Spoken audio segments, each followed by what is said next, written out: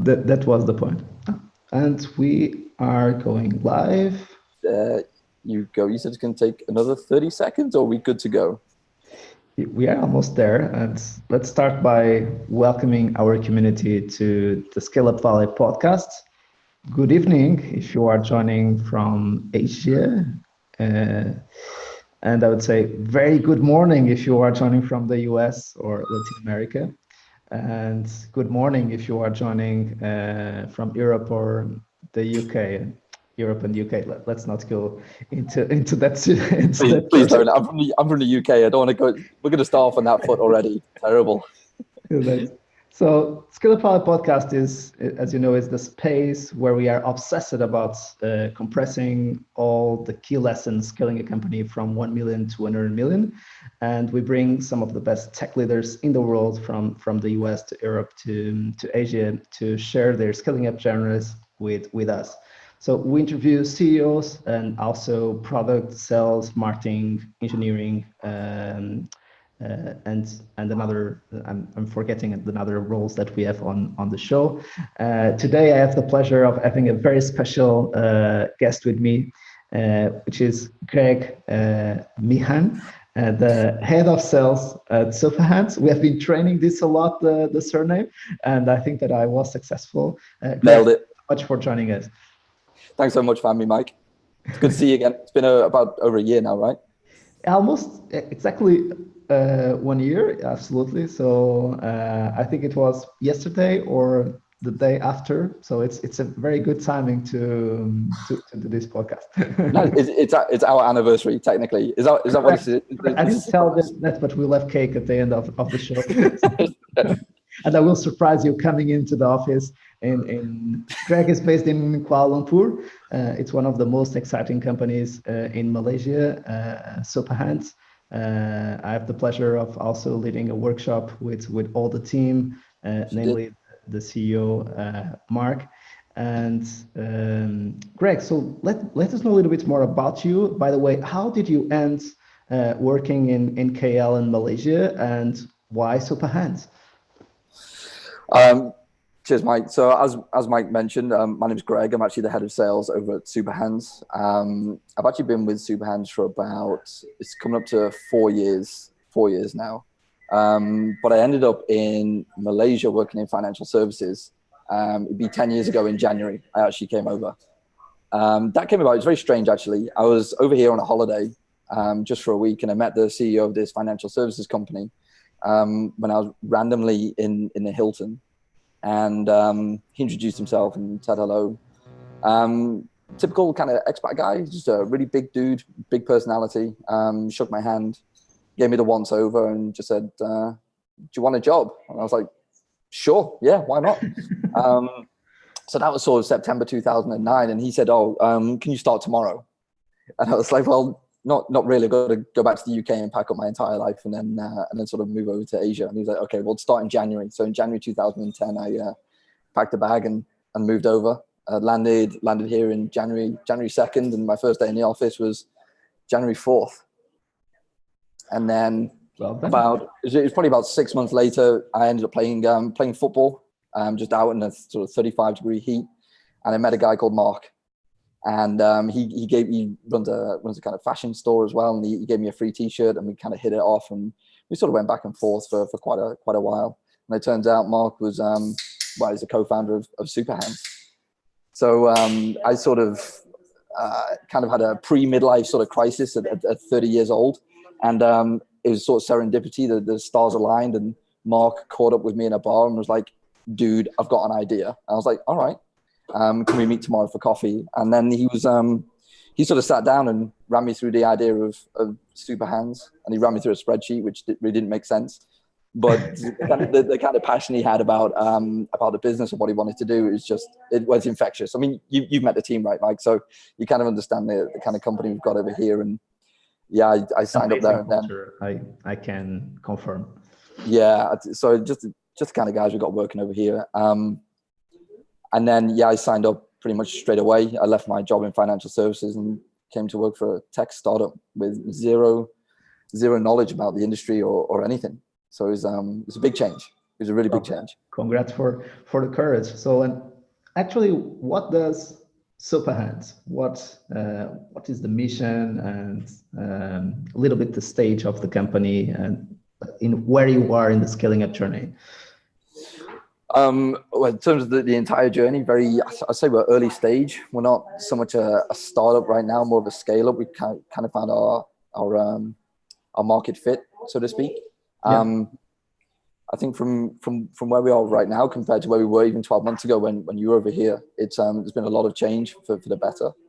It's been a super interesting journey so far. So we do data labeling for machine learning.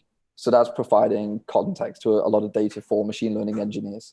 So we take huge volumes of data and we add different labels to it. So we help cars drive themselves. We make a better user experience for people searching for things online through e-commerce sites. We work with drone technology companies, robotics, everything like that. The way we do it is quite unique. We run a bit of a hybrid model. So we've sort of linked together technology platform that we've built, so it's proprietary. And then we've got about 4,000 people at last count that work for us across Southeast Asia. So we take all these huge volumes of data from our clients. We distribute it securely to a network of people. We provide guidelines and video tutorials, and we take all this data, label it, and then pass it back to the client to help them build their machine learning models. Got it. And in terms of head counts, so how big is the team at this stage? I know that you just raised a new funding round. Congratulations for another milestone. So can you put us up to speed on what is the size and of the company, and in terms of the raised amount, if it is disclosed, of course? I'll have to double check in terms of whether or not we've no worries. I don't want to get in trouble, and to be honest, my PR lady has gone now, so I can't signal to her. So yeah, Series A, we're head count probably last count I think about 45, 50. Double check. So one of our key hires for the beginning of the year was somebody in charge of talent acquisition, because we knew that the funding was coming in, so we wanted to accelerate growth and have somebody specific for that role. So really training that person up on the culture and what we're trying to build over here, so they can go out and find us some really good people to bring on board. It was an interesting story about how we found that guy who's in charge of talent acquisition. Depending on the watershed and the time of day where you are, maybe we can share that a bit later. But I think we're really looking to accelerate growth. We've got a product marketing, performance marketing, accelerating the growth of the tech team. So one of our big hires more recently was a new CTO. Called TC, who's really, I'll be honest, he's a really good dude. He can take very complex information and break it down and make it easy for even me to understand. So he's come on board. Interesting fact about TC, he actually worked on the original Supahands 0.1 platform back in the day when we were a virtual assistant company. And he was super excited about where we are right now and where the company's going to go. And he's like, I want to come and join you guys again. So yeah, he's come on board, and well, it's been a dramatic change over there as well, even in just the last few weeks that he's been here. Got it. As our listeners already know, we usually use the Rockefeller habits to guide our conversation and also to help us to go through our journeys from 1 to 100 million after product market fit. And the Rockefeller habit number 1 is this executive team is healthy and aligned. So as we discussed it kind of indirectly, one of the secrets of Supahands is really the culture and the way they keep taking care of the team and preparing the team for each stage of growth. And Greg was just mentioning the new CTO coming in, the talent acquisition part, etc. So the way we structure teams is really critical in order to assure execution and to go closer to the big, airy, audacious goal.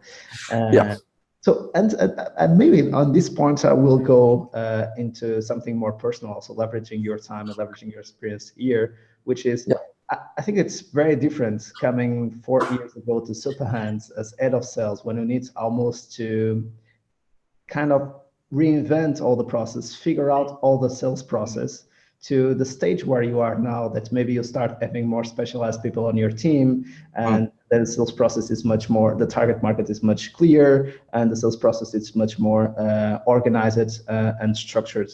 So and I believe that one of the things that is very difficult also for a CEO to find out the head of sales at that stage is because even the CEO has some challenges to sell himself with all the passion and all the flexibility and the power to take decisions in front of clients. And so for head of sales, you need really to have an amazing relationship with the CEO and to really have a strong drive, because at the end of the day, you also want your reward and remuneration. Usually salespeople like to be well paid as well. And so tell us a little bit the roller coaster of coming from a startup to a scale up, and how much your role has changed in terms of Rockefeller Habit number one. Okay. You were not expecting this. Well, I kind of was. It's a pretty big question to ask because of, like you said, the roller coaster journey. I think one of the things that we've got over here is the area of transparency. One thing that you find when you're scaling up a business is there are knowledge gaps and communication gaps, which can damage relationships internally if you don't have the transparency in the business. So I think that's really, really crucial. So I think one of the things we drive as the leadership team rather than executive team. We're not an executive team just yet. We'll go with leadership team. We don't all wear suits. Is that so? Having the ability to be very open and very honest when people aren't either performing, so accountable. When people step out of line, like I do a lot of the time, I'm very opinionated, and sometimes I overstep. Most of the time, I overstep. And I've got our head of HR looking at me right now. Thanks. But even that, it doesn't really matter. So what level you're at, if you're not comfortable with how things are going or how the processes are or how you're being spoken to, then it's within your right to go and speak to that person directly, call them out and tell them you're not very happy.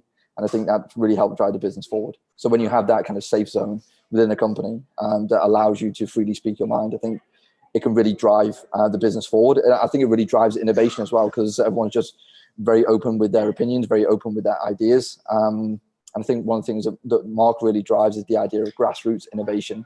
So the innovation doesn't really come from the leadership team. Sometimes we get too far away from the on the ground action. So we rely on people that are really dealing with our clients and customers on the front to give that information back to us so we can make better decisions. So I think transparency has been really important for the business. And we're not perfect, but that's what we're really driving towards. Something that I always discuss in my conversations with CEOs, and of course working also with their leadership teams, is how difficult for themselves it is to go from a doer to a direction setter to much more strategic role in the company, structuring the system, working on the vision, working on the strategy. And sometimes when we figure this out, we figure out that, oh shit, we need to do the same with the team, because some of them have never been heads or directors, VPs, C-level. And this transition, they were also, and I imagine in your case, you were also selling yourself most of the time, and now you need to lead a team.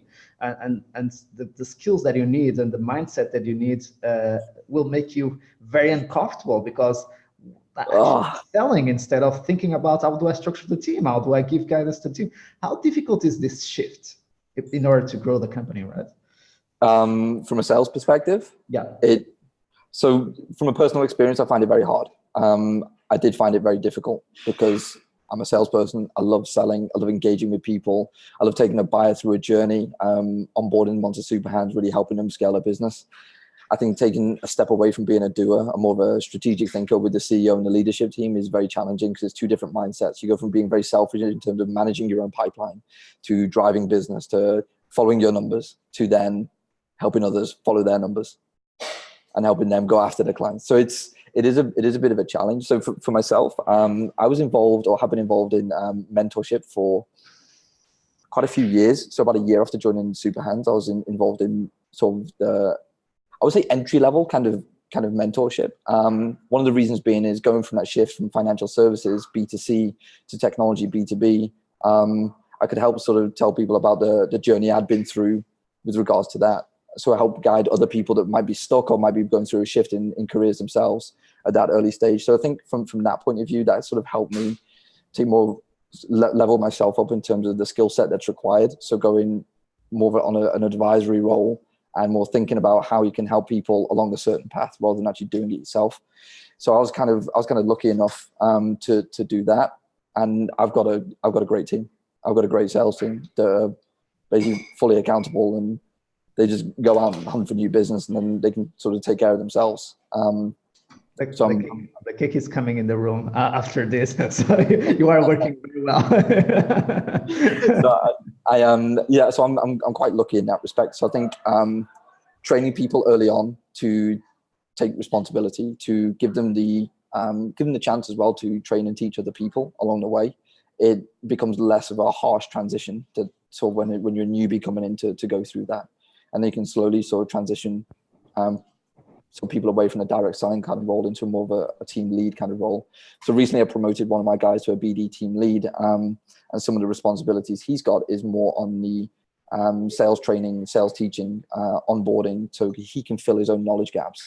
He can improve the way he sells and improve the other things in terms of negotiation. So then he can take that directly into the field. So I think that's the best way to kind of learn new sales skills and improve those sales skills, to teach other people.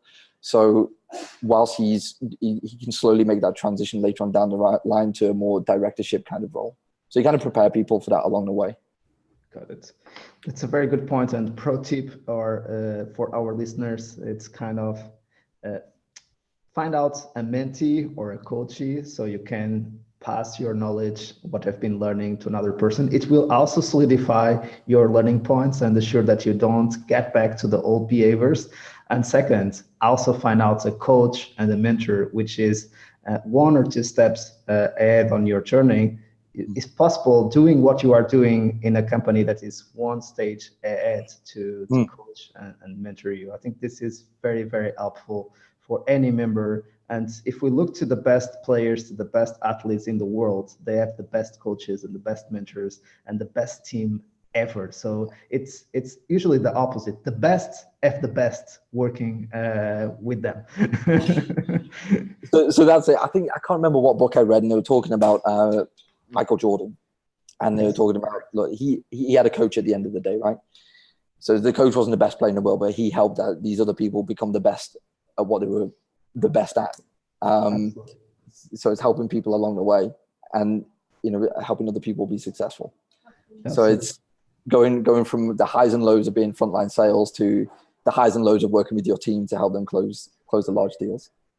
So let's evolve to habit number 2, which is everyone is aligned with the number 1 thing that needs to be accomplished this quarter to move the company forward. This is another very difficult one, and usually it improves over time. But when we are almost getting past the product market fit, or even in a certain stage where we are in early scale, and we find out that maybe the segments that we are serving, the size of the market will not be enough to go from, let's say, 3 to 10 million, or from 10 to 25 million.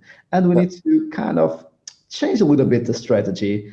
And something that was working very well in terms of sales strategy, it starts derailing in the current segment, and in the new segments. Imagine you need to kind of start up again and have this mindset, even scaling up within the scaling up journey, start up new segments, start up new products, start up new approaches, start up new markets.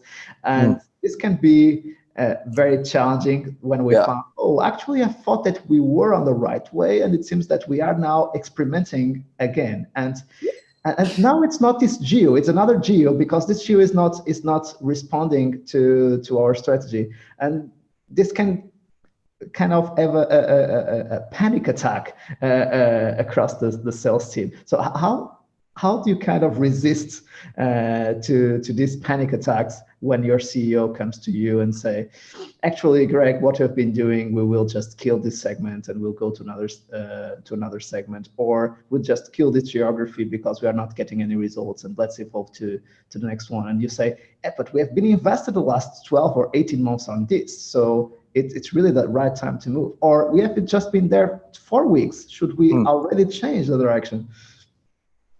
So I'm also very lucky. I hope Mark's not watching this because I don't want to hear this. I'm kind of very lucky to have Mark as a CEO So what you described then in terms of Mark coming over and saying, this isn't working, let's change it up, we need to go in a different direction, it's the other way around. So Mark trusted me to work with the sales team to understand what's happening on the ground. I go back to Mark and say, this is working, this isn't working, and this is what we're going to do. And then Mark will say, okay. So it's that kind of relationship. Yeah, Mark has the role of CEO, but essentially how he views it is more of a, as you would say, a shit shield. So he's the protector of the business, and he has the team around him to help him grow the business. So he will listen to everybody in terms of what's best for the business right now. So we have to come up with ideas, and he'll listen to the people that are in it. So we've got HR, what's the best for HR? He can't direct people and say, you need to do it this way, because he hasn't got the bandwidth and the capacity to know what's the best way to grow a business across every single department. So that's why, one of our core values, so we have these superhero characters. I think you may have seen them, right, on our business cards. And one of our characters is Wallace, and Wallace represents constant learning and knowledge. So it's our responsibility to constantly evolve and constantly learn and bring new ideas. And that's the only real way we're going to sort of grow the business. So it's a stress, but I think it's a good stress in terms of we feel that we're in control of where the business is going to go. So it's up to, in fact, I have a sales meeting every Friday morning, and we talk about what's going well, what's not going well, what we're finding, what we're hearing on the ground, what our clients are coming back and saying to us. And then we can then go back and say, okay, do we need to re-strategize about the kind of market we're going after? Or do we need to think about the business model that we're actually running? Do we need to have an extra department inside? What does that mean? And then because of the accountability and responsibility that Mark gives us, if we feel that we need to do something different in the business, we'll go back and say, we need to do this. And this is what it means for the business. This is what it means for everyone here. This is what it means for our super agents, all our workers. And then we direct the business. So it's a challenge. But because we have that element of control, it's quite exciting because we can do something about it. So for, again, summarizing and trying to convert this into a tip for our listeners. So first of all, if you are a CEO, just find out the right head of sales for the stage of growth and get out of his way or her way. Second, if you are a head of sales, joining a CEO and the leadership team, assure that you also stand up and that you have the right leaders around you, so you can be successful and you can make your company and your BIAG successful. So don't waste your time in the wrong spots and just move on. Yeah, for sure. In summary, I think I was very lucky to have a meeting with the ex-managing director of IBM for Asia Pacific. And like you said, like when you grow in a business, and let's be honest, this is a new space and I don't know what I'm doing. I'm just learning as much as I can from leaders around me and all the people around me on the ground, and trying to make the best decision based on the information I can get. And I was talking to this chap, and he said, you just gotta you put your flag in the ground, you put your stake in the ground, and you go in that direction with conviction. So and then you move in that direction, and the team will come with you. And if it doesn't work out, you shift. So by making these decisions, these hard decisions, you don't need to worry about the opportunity cost, because it's like, okay, we can pivot, we can move. And then the team says, okay, well, this isn't working. They can move with you. As long as you make that decision, you stand up and say, this is what we're going to do, then the team will follow. Very, very, very good points. And let's go to habit number 3. And I know that you guys kind of apply all of those habits, and you are obsessed also about this tool and this framework that help you to increase the odds of being successful. As you know, we have been repeating those odds very often. I will repeat it once again. Only 4% of all companies get to $1 million in revenue, 0.4% to 10 million, and under 0.04% to 100 million. So these are the odds of building a 100 million company. Thanks for that, Mike. Thanks. My heart rate has just accelerated to 150 now. I appreciate that. So these guys, it's good to be interviewing Supahands and these head of sales, because they are really the superheroes, and they are really it's really the Champions League or the Olympics of business, and that's why I have so much passion and so much fun working. You're very kind. I also sometimes feel the same fear and the same stress that our clients face, because at the end of the day, their success is our success and their failures are our failures. But yeah, I love it. Sometimes I hate it, but yeah, the majority of the time, I love it. Even when you hate it, you keep doing it though, right? It doesn't make Correct. Correct. Especially when we are having these conversations about how we will triple the business next year when we have just tripled it, or how do we double the business in the next 36 months, double every year in the next 36 months. Mark came over to me the other day. How are we going to 10x the business in the next 12 months? I was like, okay, what? Even better. Yeah, for Mark, I'm like, yes. So he's got some grand ideas, put it that way. Got it. So let's go to the habit number 3, which is all about the meeting rhythms. So you can have the best team in place, habit number 1. You can have a very clear milestone, a very clear campus that you want to achieve before you come to the Everest, the big area audacious goal. So a very big thing, and not trying to do too much, and something that we didn't discuss too much in the habit number 2, but this is very, very important. Don't try to open 5 geos, launch 3 products, launch 3 new functions, 3 new business units, 3 new squads, all at the same time, because you will just implode yourself, your team, your BI. So try to do one thing at a time and be very strategic about what is the most important thing to move the company forward to the next stage.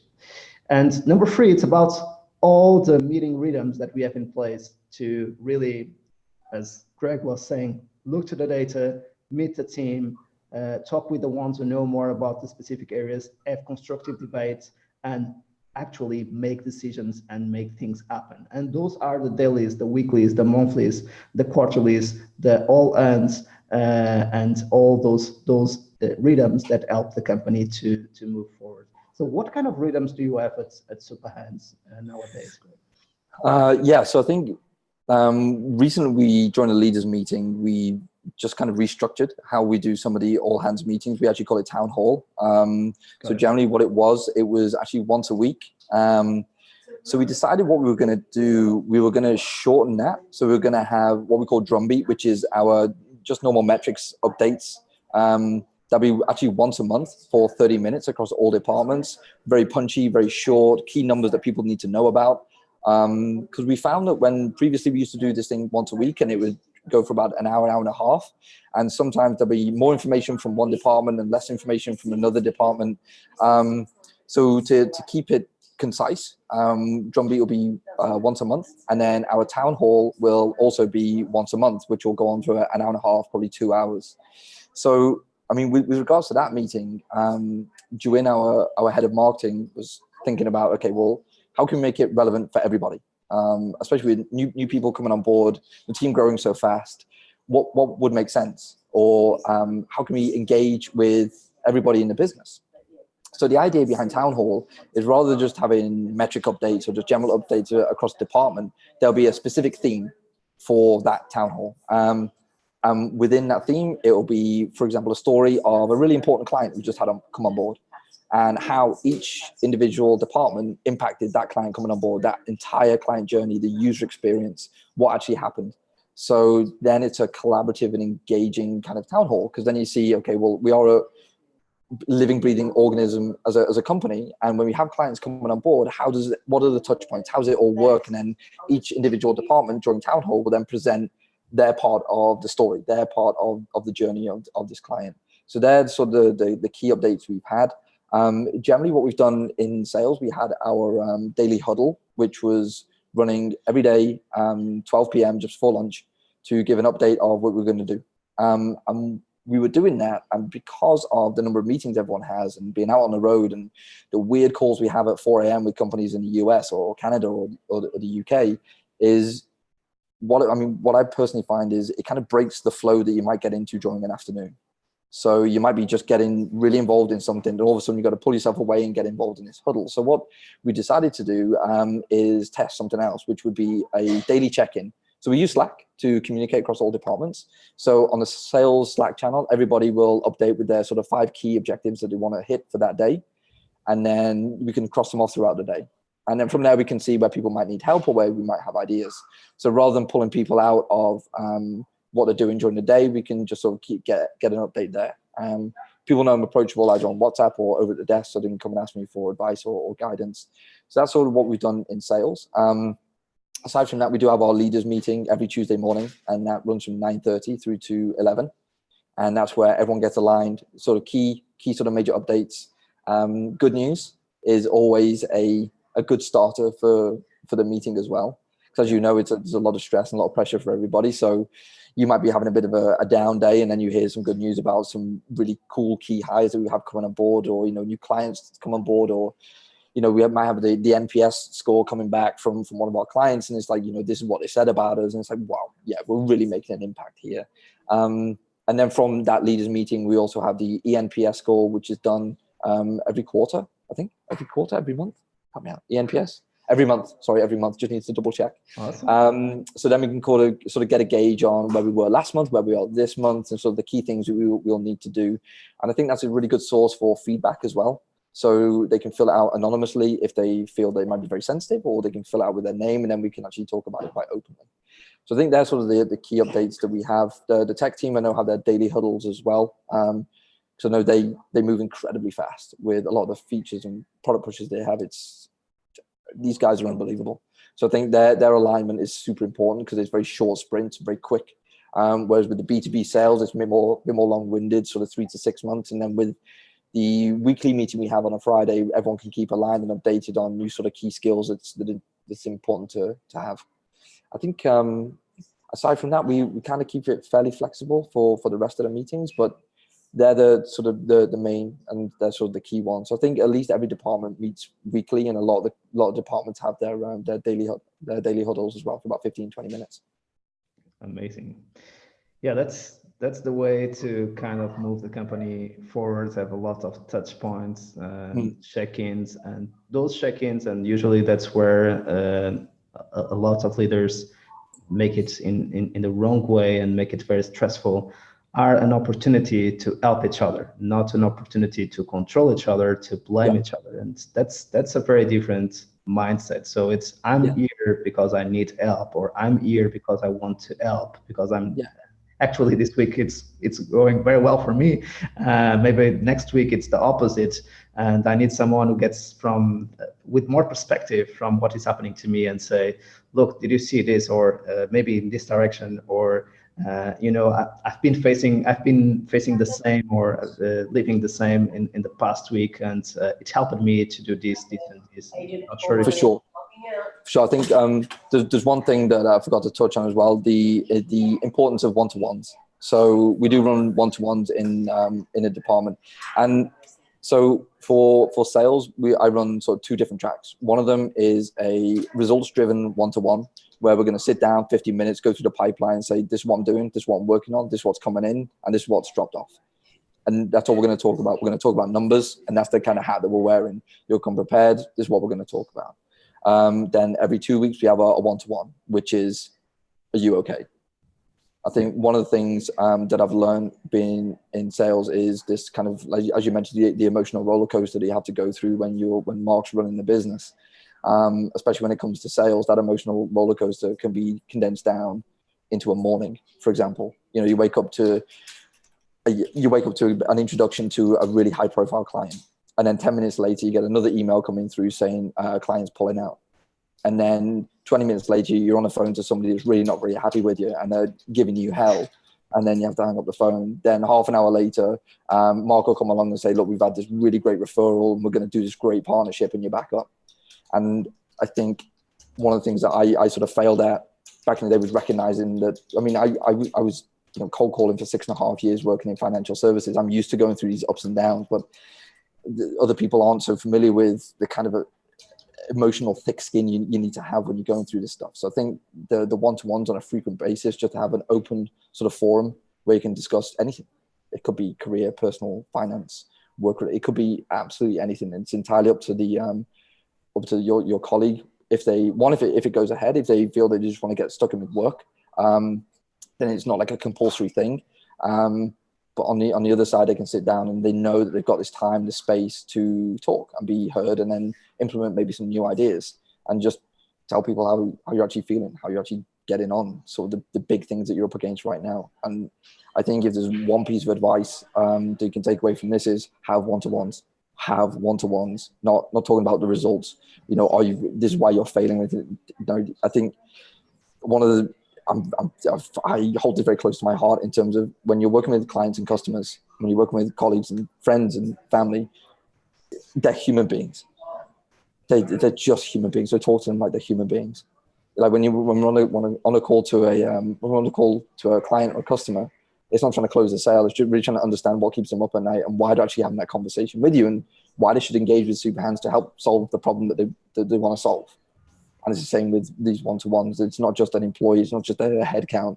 You never know what they're going through, right? And you need to sort of really understand the kind of people that you're working with. I think that's super important. And that comes with time as well. Like they're sometimes not really easy conversations to have because you're like, shit, what happens if our family members die? What am I supposed to say? Nothing. Just listen. So I think from this, one-to-ones, vital, super important to grow a business. Have that transparency, have that forum for people to actually engage with you. It's so important. It's so important. Very, very good point. I need to record this on my workshops and my offsites when people are kind of saying, oh, do you really think that I need to have the one-on-one every week? So they know that they can just come to me and ask a one-on-one on demand. So I think that I will just play this segment of the podcast and have this passion, convincing them for me much more useful. I think that's a very good technique. One of the tools that you have in attached to the Rockefeller Habits is the one-page personal plan, the life plan. And this is really just what Greg has described so well. It's really, really important. The way you connect, you give clarity about the business, clarity about the mission, the purpose, why we are doing what we are doing, what is our big dream, why these short-term issues that we are facing are really something that we must go through because the long term is so amazing getting there, and why this matters not only for the business, but for yourself. If anybody is working for ourselves, you know the pleasure and the fulfillment that it will get to work for ourselves and for the business at the same time. And I think that's the clue of a great leader. It's a leader that can tell you the story and say why it matters for you and for the business. Wow, well done, Greg. It was one of the most amazing moments of the show, and the best way to close it, because we will ask our traditional question, which is, if you would have the opportunity to meet Greg 4 years ago when we were starting with Mark and we were joining Supahands, so what would you tell yourself? Ironically, get a mentor. I didn't have a mentor at the time. And I have a bunch of mentors now that I sort of go to for advice, but get a mentor, not just for somebody to get advice and guidance from. So one of the things that I found, especially being in sales, it's you got to have a lot of energy, and you've got to learn when to go through the hard times. And a mentor's job, and how I view my job is when I'm actually a mentor and I have mentees, is purely and simply just to kick your ass all the time, because you don't feel like doing it. And that's the time that you can really break through and make a difference and actually grow as a person, is the time when you really don't want to do something, but you know you're going to be uncomfortable, but you know you're going to grow. And it's so easy to say no. Like honestly, even doing this live, I've never done a live podcast before. So even when I'm preparing for this, all I'm thinking in my head is, is there a way I can get out of this? Maybe I can make myself sick. It's just all you have these little triggers, and it's just knowing that you just got to kick your own ass. And that's basically how I view my guys as well. It's like just having somebody to understand you, know your goals, know what you want to do in your career, and then just going to kick your ass and just get it done. I think that's super important. What an amazing show. Thank you so much for Greg for making it happen. Thanks so much, man. Really appreciate it. So, and thank you also for our listeners for tuning in. It was an amazing show. Hope you had so much fun as I had. So you can watch the recording on YouTube, Spotify, iTunes, SoundCloud, and Feel free to connect with Greg on LinkedIn. And if you Please need do. support of Supahands or of the superheroes, I think that he would be more than happy to guide you through the process and let you know how to help. So we will get back very soon to keep interviewing the best tech leaders in the world so you can have the best resources to scale up your business. So see you next time. Thanks for joining. Thanks, guys.